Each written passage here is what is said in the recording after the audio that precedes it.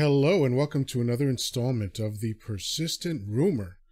I am Chocolate Yoddah, spelled Y-O-D-D-A-H, because film studios are litigious. And with me, as always, is my heterosexual life mate, Chancleta. Bow bow, my people. How's it going? That is something very familiar to me and probably many other Hispanics. Oh, yeah. That's it. Yeah. So, what's going on, man? How are you? What's on your mind? Man, I'm good, man. I gotta tell you, I don't know if there's something in the water or something, but I've been hearing a lot of craziness going on lately. So, my wife had to go to the Board of Ed meeting today for my teacher because there's there's about 6 or 7 days left of the school year. And we have parents talking about, oh, we have to get rid of the mask for these children. This is ridiculous. And it's like, but there's 6 or 7 days left. Why are you having such a problem that you need to call a meeting? You know what I mean? That this is a thing that we need to discuss right now. You know what I mean? So wait, let me understand this. There's essentially 7 days to the school year left? Approximately, yes. Approximately, and maybe less. In that 7 days, they are now fighting to get rid of masks for the children. Right. Is this a vocal minority, or is this the majority of people? The vocal minority. Ah, so fuck them in the face. Yeah, but this is the thing. It's just they're having a meeting about this because it's this is so important. I haven't heard a single child complain about this. Right? But even if they were, so what? Right. You know what I'm saying? It's just oh, if my daughter was complaining to me about it, man, well, it sucks, kid, but you got to wear your mask. That's the end of the story. Right? And then there's another one talking about well, they're teaching mask in school. In kindergarten. That's a hard left turn. So, okay, no, so we're done with the mask conversations. Yeah, no, this is straight out of Looney Tunes, man. It's okay, so someone's upset that they're teaching their children math. Yeah, in kindergarten, nonetheless. And so then the supervisor's wait, so you actually really believe that this is happening? It's yeah, they passed that curriculum in New York State, and then you're trying to do it in New Jersey, and it's none of this is happening. And it's just to me, it's how do you arrive to this conclusion? How does this happen? Because I've never heard anyone mention this, right? What the fuck are you reading or watching that this is a concern of yours? Well, it's ridiculous. Look, the fact is that most people are not teaching their children about sex and sexuality. And young children, do discover their genitals because it feels good to touch them, even prepubescent. I know so many people that have told me that by the time they were, 7, 8, 9, that they were, fiddling around with themselves because it felt good. So this is the age-old argument about what's supposed to happen at home versus what's supposed to happen at school. Well, the reality of it is at home, you're not teaching your children a fucking thing. And this actually dovetails perfectly into the thing that was on my mind, and it's not the motorcycle passing your place. Yeah, no, it's welcome to my hood. I'm not sure if you caught the gunshot. I was thinking about the persistent rumor of protecting children. So I'm and I didn't talk to you about it, so you had no idea that this is what I wanted to talk about, but it's perfect because in America, so many people make such a big deal about the idea of protecting children. And A, we don't, right? B, yeah, right. Protecting them from what exactly? The things that people concern themselves with that they call protecting their children aren't doing anything to their children. Dirty words, quote unquote. Right. Sexual images, religious conversation, whatever you name it, go down the line. The gays. These people, say again? The gays. People are worried that the gays are going to infect their children. Yeah, so sexuality, right. So they're so worried, and they cite children every time there's a hot button issue, like gay marriage, right? Oh, what will I explain to my child? I don't know. You've probably never explained anything to your fucking child before, so good luck. Right. You know, and why do you think your child gives a fuck? You know, children don't care about any of this stuff. Oh, there's two boys kissing. Okay. It means nothing to them. Yeah. They only derive meaning that you create or that they hear some other dumbass talking about. Right. You know, and it's this whole thing with children have to be protected from all things sexual is just absurdity. Here's a true story from my life. If I shared it on the podcast, I think it was like last year, so I'll share it again. When I was 8 years old, The Godfather premiered. And in the very beginning of the film, there's a sexualized scene. It's not exactly a sex scene, but it's very clear that two people are having sex. Mm-hmm. And my mother covered my eyes for that. That was the only sex scene in the film. And my mother covered my eyes for that. And in that film, if you haven't seen it, there's just dozens of graphic, violent, scenes and images. Just horrendous, terrible things that went on in this film. And my mother didn't cover my eyes for any one of those things. Yep. And didn't talk to me afterwards about what I had just seen, and unbeknownst to her, what had traumatized me. And it was a trauma that would take about 10 years to rectify. Mm-hmm. And, again, I was 8 years old. Right. And I was shocked by the horrific violence in this film. Mm-hmm. And my 8-year-old thought process was like, well, this film was rated R, and I normally don't see rated R films. So the problem is rated R films. Right. And for 10 years, every time there was like a rated R film, I would get a little anxious. Way after the point where I could see rated R films with no problem. And it's not like I wouldn't see rated R films, but I always had just a little tinge of anxiety right at the outset. Because that wasn't the only horrifically violent film that my mother let me see. Right. She also brought me to Serpico. I think she might have brought me to Godfather Part 2 as well. So Mother of the Year goes to, and by the way, and it's very typical that this is the orientation that, that people have toward their children and the things that they let them see. So this idea that you're protecting your child is kind of a joke, but I'm sorry, you were going to say something. Well, I actually remember that story, and it jogged my memory, but I remember having almost exact experience with my mom. She took me to watch a film in theaters, but it was a Spanish film. It was called Pedro Navaja. Mm-hmm.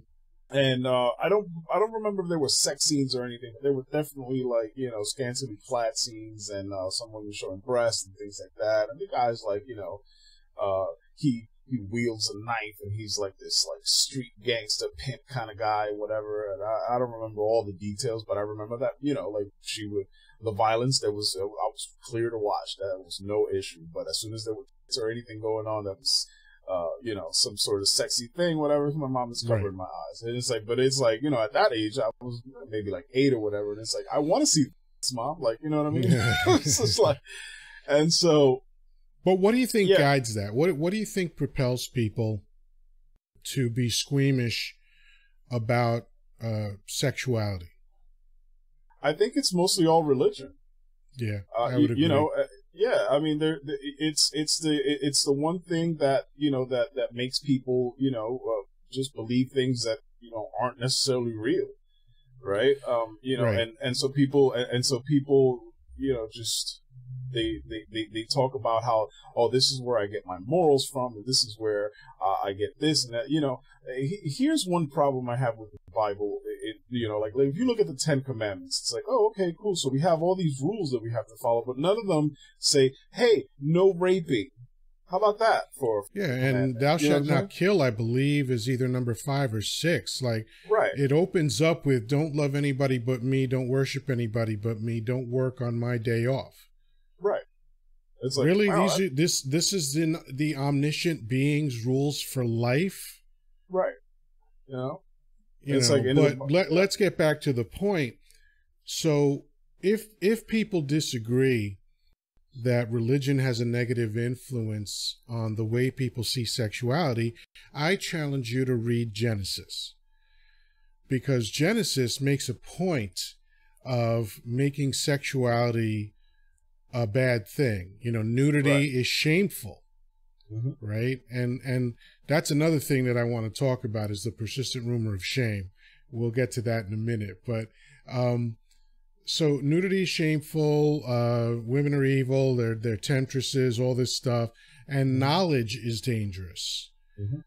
Although God lied to Adam and Eve, according to the Bible, because he told Eve if they ate of the fruit of the tree of knowledge, I think I said that wrong, if they ate the fruit of the tree of knowledge, they would die. And so that was a lie. You know, of course, when you read all of Genesis, there's a lot of hot spots in that, not the least of which, and I think this is my favorite, is that Adam and Eve are terrible parents. They raised the first murderer. Out the gate.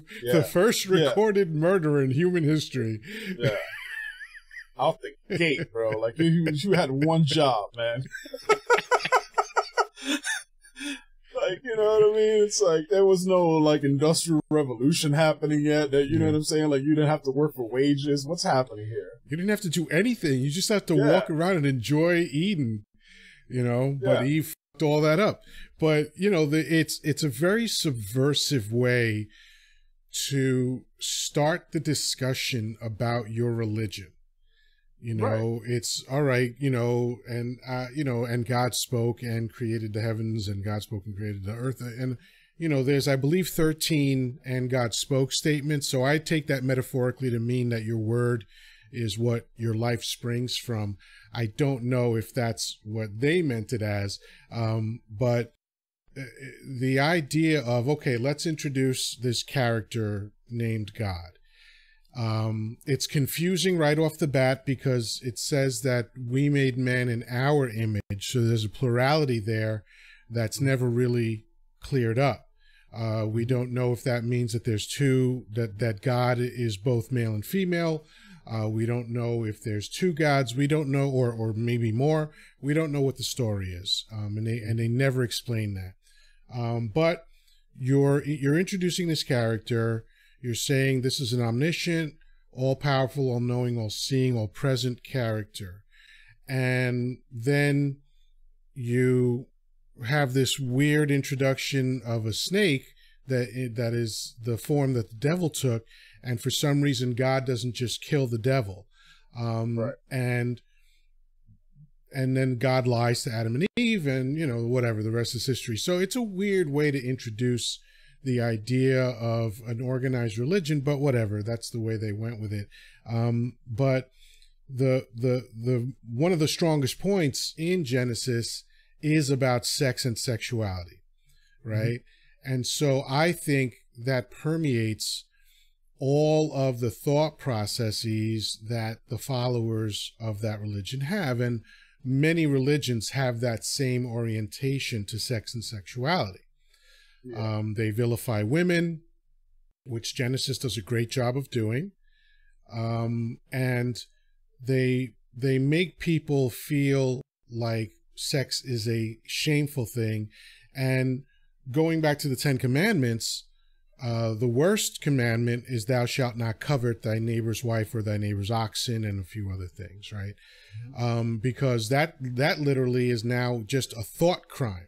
Right. You know, I you know, it's like, hey man, I get that I'm not supposed to my neighbor's wife, but you're telling me I can't even think about fucking my neighbor's wife. Right. And that just seems unnecessarily oppressive to me.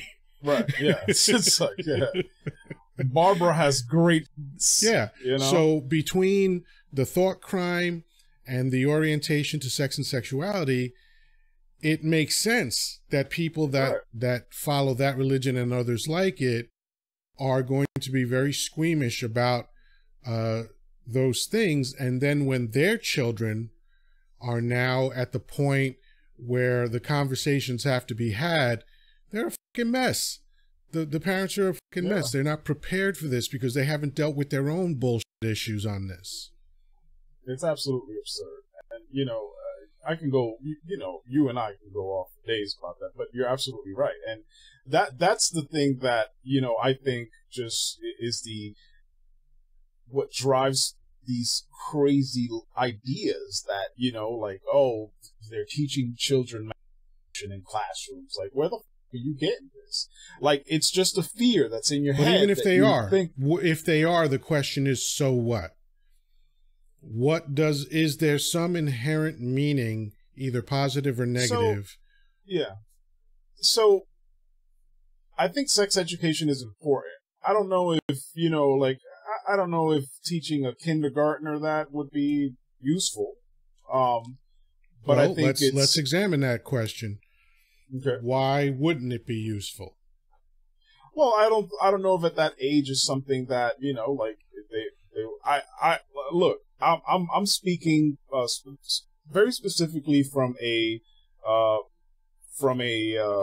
you know, like scientific perspective. I don't know if children No, are actually you're capable. not, because I explained earlier that that children that age start to touch themselves. In kindergarten? You said 7 yes. or 8. Like kindergartners are like I didn't 4 or 5. say. I said I've known people that told me that 7, 8, and 9. But are we gonna split hairs over a year? Just because I don't know anybody that said 6 doesn't mean that they're not out there. So these educators, like, again, if this is true, what this person said, that educators decided that they needed to educate children about, that's probably not based on a whim. That's probably based on child psychology studies.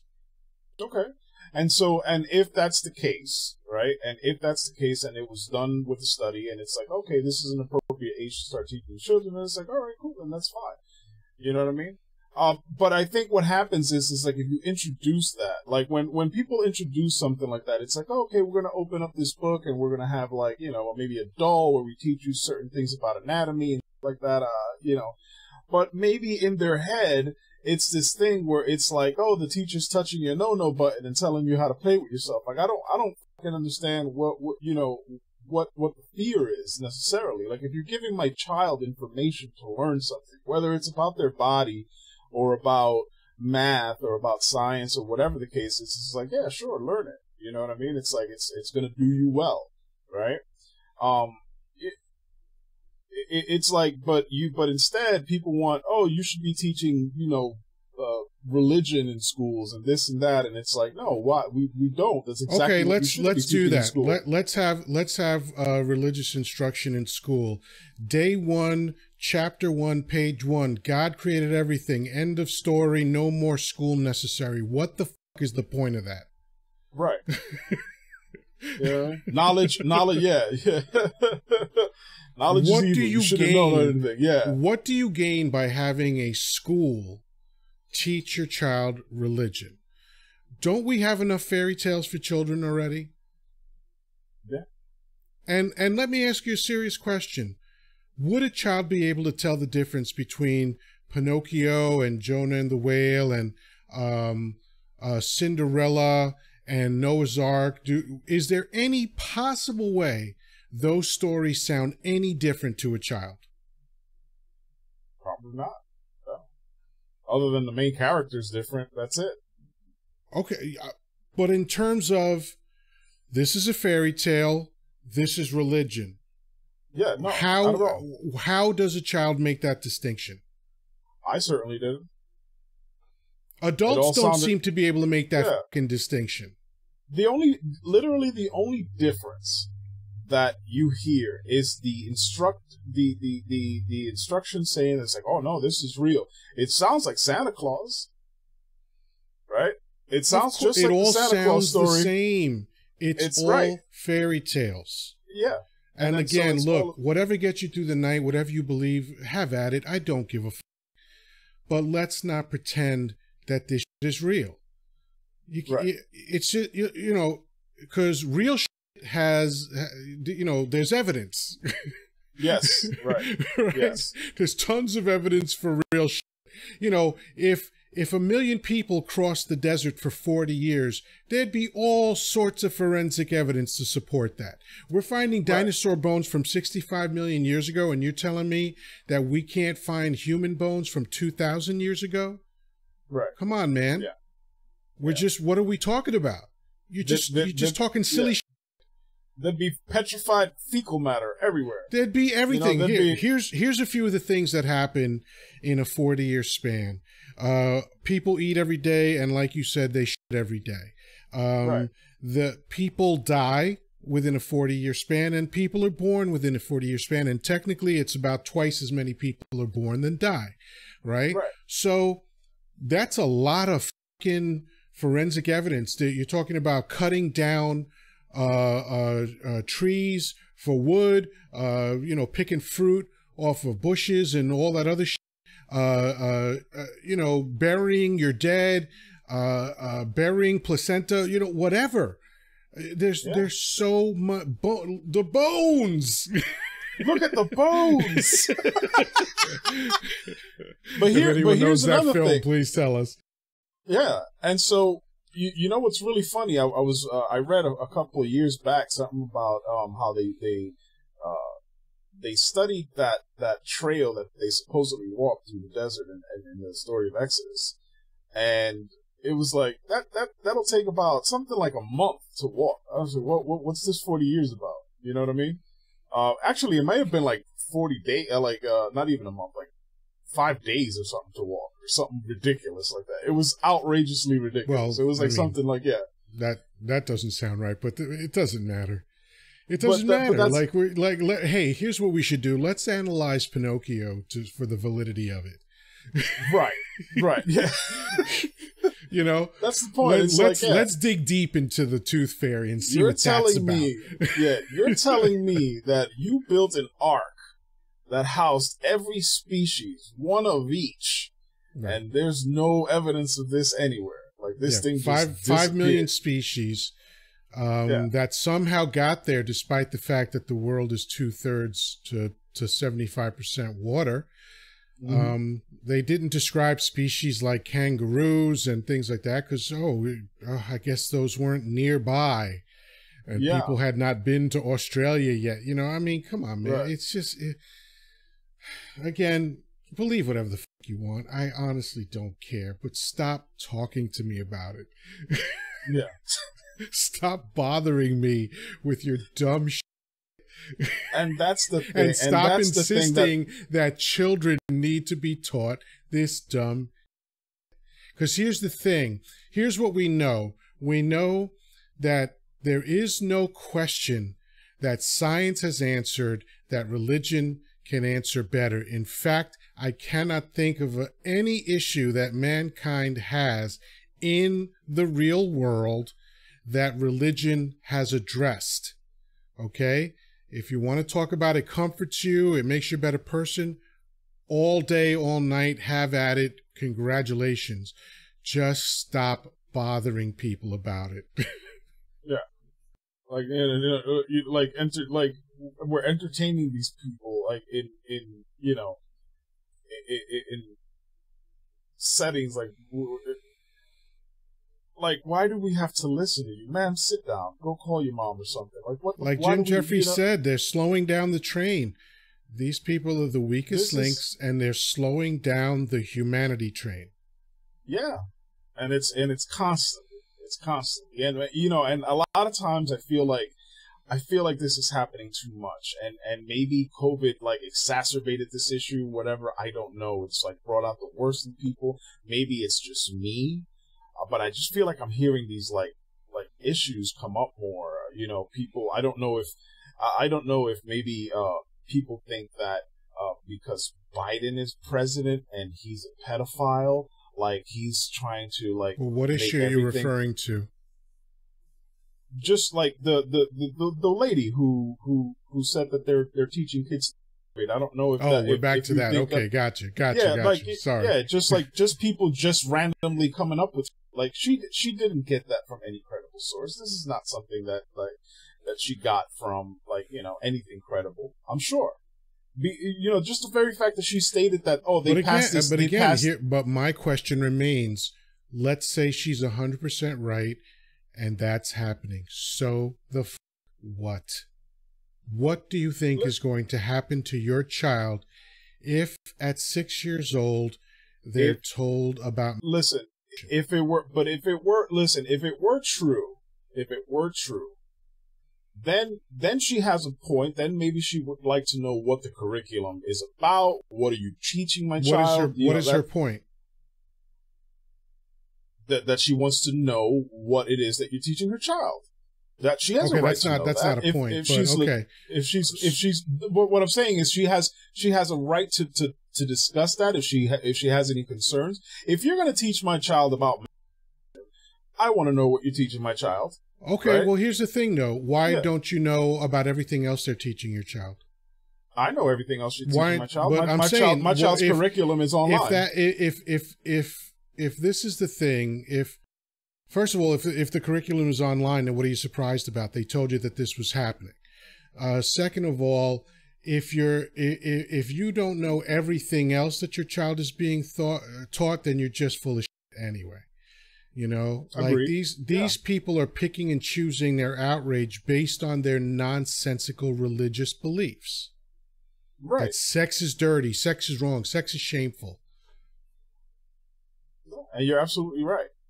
And I think that the more of that you have, the more of that resistance, the more of that ridiculous demonizing of sex, the more sexual repression you have in society, and it just causes more ailments in society rather than fixes anything. Like I don't understand sexual why repression is one of the worst things. Yeah, I don't understand. In all mammal studies, sexual repression leads to violence. Look at the statistics for rape. Look at the statistics for abuse of women. I mean, it's all there. It's all pretty fucking obvious. Yeah. And I don't understand why people insist that, eliminating sex is going to fix anything. I don't understand it. I mean, it worked well for the Catholic Church. Yeah, how did it work? How did it work for the Catholic Church? How'd that work out for you? Yeah. Listen, when you tell people, and this is another area where I'm very confused. So I'll finish my first thought. When you tell people that one of the main driving forces of their life has to be eliminated, you are just guaranteeing a negative outcome. Guaranteeing it. Okay? Yeah. But here's my question. And I've actually had this discussion with women who were trying to tell me that they were religious and therefore they weren't going to have sex right away and It always turns out to be horseshit, but whatever. Nice try. This is what I asked them. Okay, you believe in God and you believe that God is perfect. Yes, yes. And so God's creation has to be perfect as well. Yes. Okay. So God created you with skin that responds to touch and with a few areas that really respond to touch. And, one or two areas in particular that, shoot you out of cannon if they're touched correctly. So why would you question that? Are you saying that that's faulty in design? Because if you are, then God's not perfect. Right. There's an inherent contradiction in saying we were made by this perfect being, but somehow the functions of our body are wrong. Right. But then they give you the story that it's like, oh yeah, no, but you're supposed to enjoy it, but only when you're married. And it's like, where the fuck does it say that in the Bible? Well, it says that, but again, you know, you're basing your life on the writings of people that didn't know what bacteria was. They didn't know where the sun went at night. So if you want to try to convince me that these illiterate sand dwellers had the keys to the afterlife, I will have a hard time accepting that. Yeah. So there you go. Sand dwellers. Listen, why didn't God give the Chinese the Bible? They were reading already. Right. Yeah, good point. Yeah. I mean, I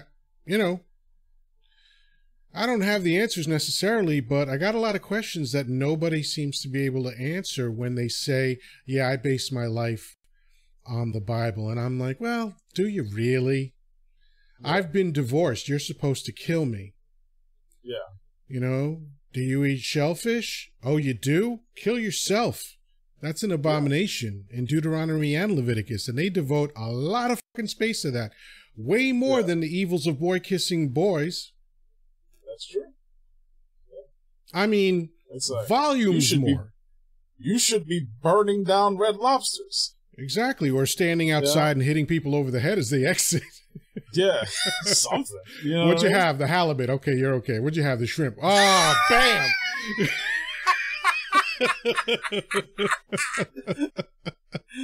The halibut. I mean, it's just fucking absurd. I don't even know what Red Lobster offers. I know halibut's a fish. Yeah, yes, that's it. No, it's hilarious. It's great.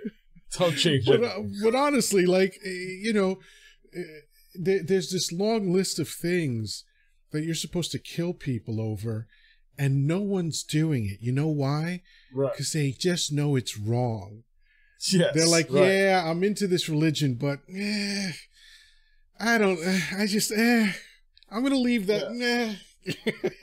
Yeah. But then, but here's another. The gays. Right. Exactly. That's another major incongruity. It's like, yeah, I'm going to ignore all this other shit that I know is crazy, but I'm going to act like the thing about gays makes perfect sense. Yes. No, absolutely. We got to get rid of the gays. The queers are just ruining everything. And, you know, I mean, isn't that crazy when gay marriage was just about ready to pass? This was 2011. Yeah. And some of the retorts that we heard from the right were just fucking priceless. But my favorite one was, well, if we allow this, what's next? People having sex with dogs in the streets? And I'm like, dude, you need therapy. Like, if that's what you went to, it's like, boys that like boys want to get married, and you went to people publicly being dogs in the street, right. Dude. Because make no mistake, it's a rape. It is a rape. There's no dog that's like, yo, man, if Brian hits me off right now, I'll be all right. You know what I'm saying? Thank you for that important distinction. Yes. And it's like, no what means no compels you? What the compels you to think to go there of all places? Like, it's like, what? But it's, you know, like, I don't even understand. Like, I try to make sense of things as best as I can, and I'm a talking monkey, so sometimes I just can't put things together, and I cannot figure the intermediary steps between allowing two consenting adults of the same sex to get married to animals in the street. I don't see the leaps in logic that get you there. Here's what I don't understand, and this is not a point to brag or anything, but I've had a lot of sex in my life, right? Nobody, absolutely nobody gives a fuck about the sex that I have, right? But if I were to suddenly have sex with men, now you give a shit. Like, right. What, right. You know what I mean? Like, and it's like, I understand why nobody wants to, like, nobody's trying to picture me having sex with with anybody. Well, you know not what nobody. I mean? It's like, Well, maybe, you know, but I'm just saying, like, you know what I mean? It's a general rule. It's like, you know, I'm not thinking, oh, it's like, yeah, I can't wait to film myself and spread this out on the webs and, you know, let's see how many viewers I get. You know what I mean? It's going to be like 3 comments. It's like, one's going to be like, ew. And whatever, you know what I mean? It's like, you know, so one's going to be, you know, thank you for sure. Yeah, absolutely, maybe. You know what I mean? It's like, look, I'm somebody's cup of tea. You know what I mean? It's just what it is. You know what I mean? It's like, wait till you see. It's like that old song, wait till you see my dick. But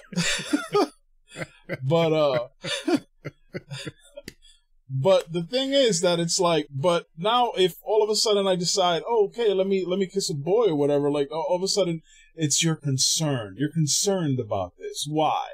Why do you care whether 2 women or 2 consenting adults of any gender decide that they want to fucking, you know, bump uglies or whatever, and you know, it's not only who they have sex with, how they have sex, what they do, none of it fucking matters.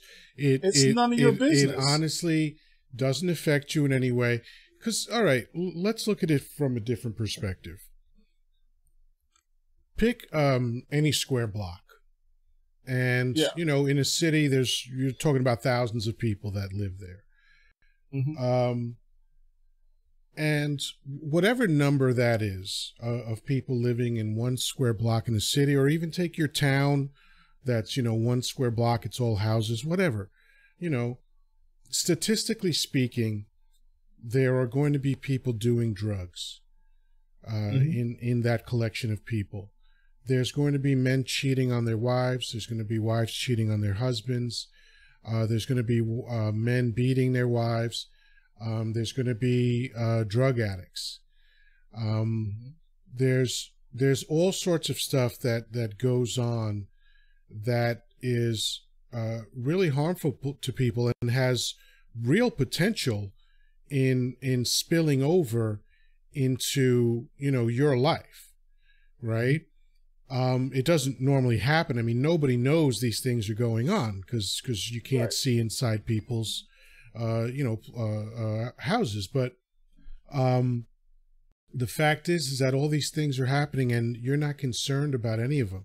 There are people abusing their children. There are people children within that number. And this doesn't bother you. You are not signing petitions. You're not marching on anything. You're not protesting anywhere. But the moment you find out that 2 people of the same sex want to express their love for one another in a consensual way, now suddenly you're activated. You're a fucking loser, okay? And you're a moron. Sorry to break it to you, but that's what the fuck you are. You know, you're intolerant, you're a bigot, you're just a hateful person. That's the reality of it. And you're relying on some ancient text to support your fucking hatred when you don't use that ancient text in any other fucking part of your life. It's bullshit, and I'm so fucking tired of it. And it's just hatred. It really is. It's just your bigotry. It's just your hatred.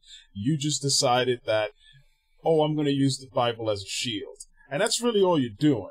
You're just using the Bible as some sort of standing ground where you feel like, oh, I'm empowered to do this. But really all you are is just like a fucking mini Hitler. You're just an oppressive piece of shit.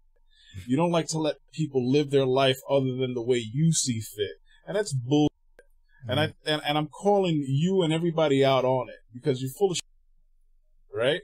Everybody wants to live their life. There's no right or wrong way to live their life. As long as you're living your life and not bothering and not harming other people, you're fine, right? If you want to get a tattoo on your fucking eyeball, go for it, Jack. You're good to go. It's not going to bother anybody. You know what I'm saying? It's like, hey, you know, all these people that are taught to be or thought to be like misfits or like when I grew up, like it was always like, oh, people with tattoos are just blah blah blah whatever, or these motorcycle gang members like that. These are some of the nicest people I've ever met in my fucking life. I've met so many of them. Yeah, I was afraid of motorcycle guys because of how they were depicted on television, right, and in films. And then in the late 80s, I started meeting hundreds of them. Yeah. These are among the sweetest people I have ever known in my life. And no exaggeration, man. These are people that do toy runs for children in hospital. These are people that block protesters from protesting gay soldiers being buried. I mean, Right. it's just these people are upstanding citizens. And of course, there's going to be some bad apples. There's going to be some deviation to that. But in my experience, as a whole, these were the sweetest people I had ever met. Yeah. And it's and you know what? And the general public is like that too. You know, you can take any group of people that you thought were just horrible people, and you would be pleasantly surprised at how wonderful they are. Within that group of people, there's always going to be a bad apple. That's always the case. It doesn't matter who the f you are, whether you're white, Korean, or you know, I mean, you know, Koreans maybe not, but they do have banging TVs and chicken. You know, it's like, you know, don't f with my Korean chicken, you know. But here, that's the a thing. running It's like, joke between me and Chancleta. If you don't like it, suck it. Yes. Yeah. I'm a fan of Palisades Park. Let me just say that. All right? Koreans are all right by me. But anyway, but no matter what you identify as, it's like, you know, you take a large enough sample of this group and you're like, wow, these are cool people. You know what I mean? Like they're most really people nice. are just fine, man. Most people are going about their daily life, just, you know, trying to find food every day, trying to feed their family, trying to find happiness, trying to get as many orgasms as they can. That's basically what life is, right? That's it. That's the whole ball of wax there. And, you know, I've said this before. If you derive pleasure from someone shitting on your chest, I don't get it, but I don't give a f. It doesn't matter to me. You're not shitting on my chest. I am fascinated with that process, though. I really am. I'm fascinated on two fronts. I'm fascinated by the idea of discovering that you like to be shat on. That's one thing, and that's got to be the easiest part of it, because the hardest part of it is finding another person that's into that. I'd like to. I'd like to understand how that happens. Where do you go? I mean, I'm sure the internet makes it easier than ever, but still, let's say pre-internet, these people were finding each other, and I'd like to know how. How do you have the kind of conversation that leads to discovering that this person that you're talking to also likes to add into sexuality? That's got to be the most tightrope fucking conversation that anyone's ever gonna fucking have, because it can go wrong so bad so quickly. It's just like if I already know that that's not something I want to do, right? Like, it's like, yeah, all right, cool. That's, you know, I have my boundaries. They're very few, but those are it's not even a boundary. It's just a preference. You know, that's not something you're into. True. Yeah, that's just something I'm not into. I'm not, you know, the scat thing is for me. Like, I like the song Scat Man, but that's about it. And anyway, so my point is, like, you know, like right now, I've been reading about polyamory and all this stuff like that. I'm like, well, this is something that I think I want to kind of venture into. Like, I love the idea of polyamory. You mean the real human condition? The way human beings are meant to roam the earth? Pretty much, yeah. So it's just right, and for that very reason, it just makes sense. It's like, oh, this is like how this calls to me. This feels natural. This feels like the way things should be. But there's so much, you know, like stigma about it or whatever because of religion, you know, right? And so, like, I kind of want to, you know, like, learn more about this and meet people that do that. And with the internet, it's pretty easy. Like, you know, do a couple search terms and you start finding out where, you know, where they dwell. There's dating apps for that. Like, these people. And there's specific dating apps for that too. Like, you know, there's dating apps specifically for, like, just about anything you want. Like, if, you know, there's There's dating apps just for gays. There's dating apps just for Jewish people. There's dating apps for larger folks, like, you know, whatever you want. Like, you know, so it's out there for you. But prior to the internet, man, it's like, you're absolutely right. It's like, I don't even know how you start that conversation with somebody like real chill, because you must have sounded like a creep for a long time. I mean, hey, that's just, that is the sales pitch of sales pitches, man. Yeah, no, seriously. Because like, you gotta fucking probe. You gotta come up with shit that dances around it and sort of building concentric circles ever closer to the real topic. Yeah, no, I would imagine that you would have to just like put it down on a chick and then just be like, "So you ready for dessert?" And she's like, "Oh my god, yeah, well, yeah, I'm gonna lay down on this bed and you're gonna do it on me. What's up, girl?" Wow. It's like, have you ever heard of a Cleveland steamer? Yeah. Yeah, you know, but it's I'm in awe, and again, I don't judge it for a second. Whatever the fuck you want to do, it's fine. But it's just, I really am in awe of what that process must be. It has to be such a skillful conversation. Yeah. You know, I'd be curious to meet like an old school person that, like, you know, that got into scat like in the 70s and shit like that. You know what I mean? It was just like, yeah, I'd love to hear that story. Like, I'd sit down for that person for like hours. It's like, can I make you some cucumber sandwiches and tea? Like, what can we do here? Like, as long as it's high fiber bread, if you get my drift. Yeah, right, exactly. It's like, got this multi-grain thing. It's gonna have flaxseed and all kinds of shit in here. No pun intended. Yeah, man. Oh man, yeah. So we didn't get to shame. We'll cover that in a subsequent episode. But yeah, I'm glad you brought up the whole thing with teaching 6-year-olds how to. And I think I might isolate that soundbite. Just put that out as a sample of the episode. Yeah. Tune in next week when we talk about children. Like, you know, it's like, that sounds horrible right on the face of it. Yeah. So. Yeah, there's no way that will go wrong. Yeah, no, that's it. We're going to get totally canceled. No one from YouTube will have questions about that. Yeah.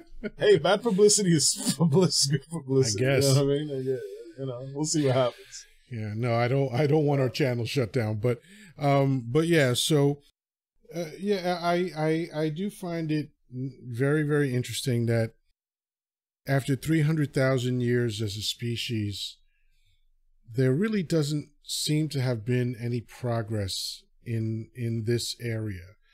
You know, one of the things that I think Sam Harris had a question about is the idea that, or it might have been Christopher Hitchens, but one of the famous atheists, you know, we've been around for 300,000 years, and if what the, you know, religious tome says is accurate, then God ignored what was going on for the first 298,000 years. Mm-hmm.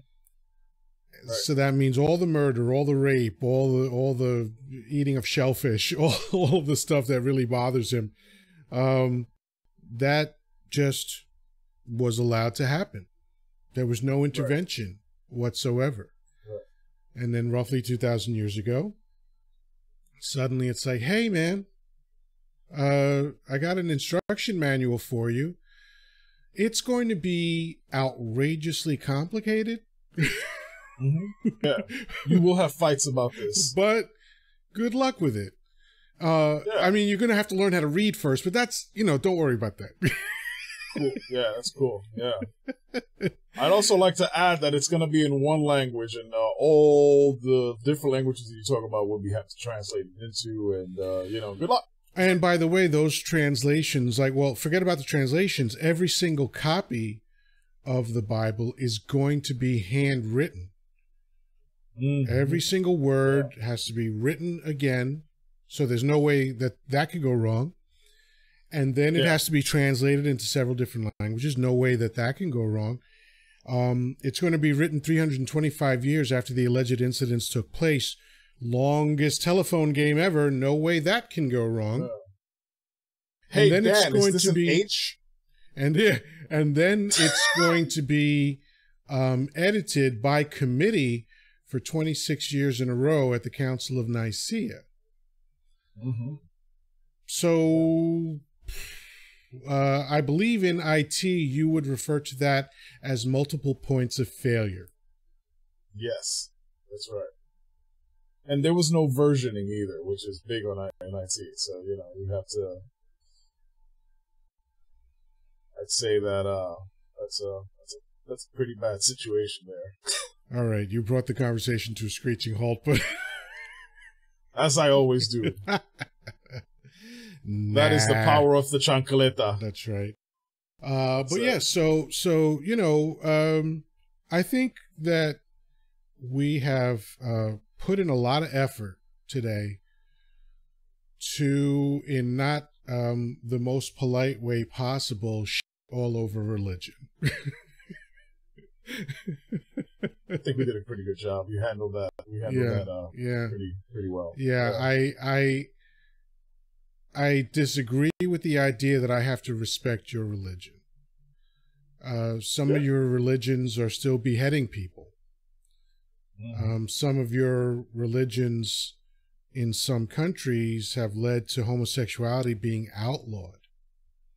Mm-hmm. Castration. Yeah. Why should I respect that? Yeah. I don't respect that. I'm just for the record, I don't have any respect for your fucking goofy religion. You can believe it if you want to. If it comforts you and it just gets you through the night, that's one thing. If you tell me that it's absolutely true and I'm wrong for not believing in it, please go fuck yourself. And more importantly, if you think that whomever is not following your ideology is going to hell and should be punished, fuck you. Because that too. It's fucking ridiculous. Like, you know, of so many religions in this world, so many different beliefs, so many different cultures. Like, what makes you think that what you got going on is the righteous path? Yeah, that's actually something I don't understand how you arrived to that. Yeah, that's a really strong point. It's like there's this organization, a nonprofit organization that has tasked itself with counting religions. And according to their count, it's something like 4,500, if I'm recalling correctly. Yeah. And there are some people that say it's like 50,000, but let's err on the side of caution and say that it's, 4,500. Mm-hmm. Each one of those religions believes that it's right. Right. And that can't be true. Right? Only one of them, if there is going to be one that's going to be right, then only one of them can be right. But of course, I believe that they're all wrong. That's just me. But, why are you so confident? Like, if there were 2 religions or 3 religions, I could see the heated debate and the confidence that someone would have in being like, yeah, my way is the right way. 4,500. Right. And you all think you're right? Come on, man. I mean, if I were going to choose one, it would probably be Zoroastrian, whatever it's called, Zoroastrianism. Zoroastrian. Yeah. The lead character in that story is Zarathustra. Mm-hmm. I'm really a big fan of the ritualistic shaving. Yeah, and there's and by the way, if you know that film, please say what it is. Give it down in the comments. There's Buddhism, which is not a religion, it's a philosophy. That's probably the closest thing that makes sense to me in terms of strategies for living life, but there's none of them appeal to me. Paganism's pretty cool. But most of the things that Christians celebrate are pagan, Sure. Earl pagan. Sure, because Christianity is a Frankenstein religion. That's what the Council of Nicaea ensured, because they were just putting together to try to appease as many people as possible. One from column A, one from column B, and isn't it kind of coincidental that like 14 religions celebrate their high holy days in December? This is all the stuff that came out of the Council of Nicaea, but that's a story for another time. Indeed, sir. All right, so I think this is a good time to wrap up. This has been another installment of the Persistent Rumor. I have been Chocolate Yoddah, spelled Yoddah, because film studios are litigious still. And with me, damn you, has been my heterosexual life mate, Chancleta. I love you. Zip it up and zip it out. Peace, love, and granola, everybody. All right, guys, take it easy.